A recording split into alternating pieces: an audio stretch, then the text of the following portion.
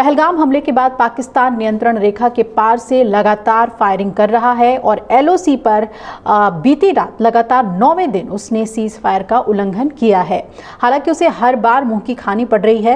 बीती रात पाकिस्तानी सेना ने केंद्र शासित प्रदेश जम्मू कश्मीर के कुपवाड़ा, उरी और अखनूर क्षेत्र के सामने एलओसी के पार बिना उकसावे के छोटे हथियारों से गोलीबारी की।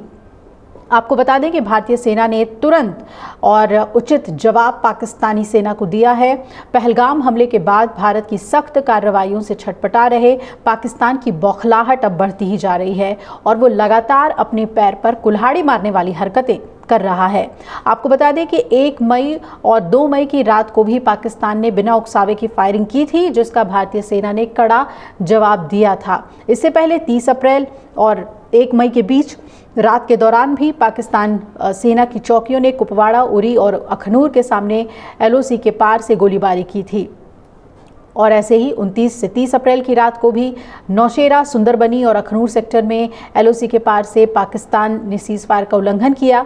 सेना ने यह जानकारी दी थी कि पाकिस्तान की ओर से किया जा रहा संघर्ष विराम उल्लंघन अब सिर्फ एलओसी तक ही सीमित नहीं है, बल्कि अंतर्राष्ट्रीय सीमा तक पहुंच गया है। पाकिस्तानी सेना ने 28-29 अप्रैल की रात में कुपवाड़ा और बारामूला जिले के साथ साथ अखनूर सेक्टर में नियंत्रण रेखा के पार से बिना उकसावे के ही गोलीबारी की थी। 27-28 अप्रैल की रात को कुपवाड़ा और पुंछ जिलों के विपरीत क्षेत्रों से बिना उकसावे की गोलीबारी की गई थी।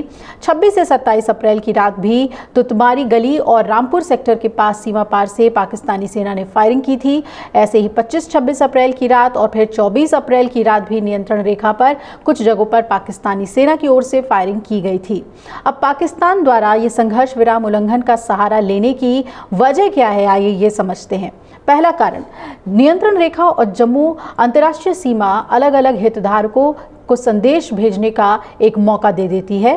तो ऐसा होने पर वो परमाणु हथियार संपन्न पड़ोसियों के बीच संभावित रूप से किसी अनहोनी को लेकर अंतर्राष्ट्रीय समुदाय को चिंतित रखते हैं।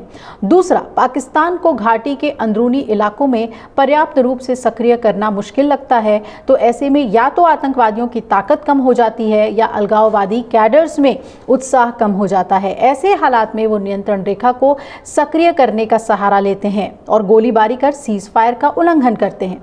तीसरा कारण क्या है? नियंत्रण रेखा के कुपवाड़ा सेक्टर में सैनिकों की अच्छी खासी तादाद रहती है, वही नियंत्रण रेखा पर सैनिकों की कमी रहती है। यही वजह है कि केरन, माछिल और वही वहाँ के आसपास के क्षेत्रों से घुसपैठ करना आसान हो जाता है।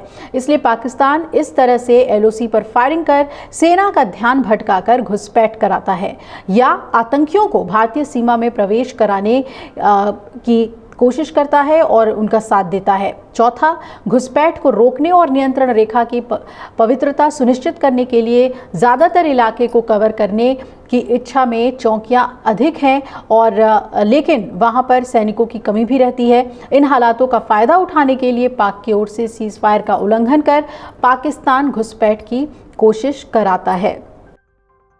अगर आप ये वीडियो YouTube पर देख रहे हैं तो हमारे चैनल को सब्सक्राइब कर बेल आइकन दबाएं और Facebook पर देख रहे हैं तो हमारे पेज को लाइक करें। 8 मिलियन प्लस सब्सक्राइबर, आपके इस भरोसे के लिए बहुत धन्यवाद। अगर आप ये वीडियो YouTube पर देख रहे हैं तो हमारे चैनल को सब्सक्राइब कर बेल आइकन दबाएं और Facebook पर देख रहे हैं तो हमारे पेज को लाइक करें। 8 मिलियन प्लस सब्सक्राइबर, आपके इस भरोसे के लिए बहुत धन्यवाद।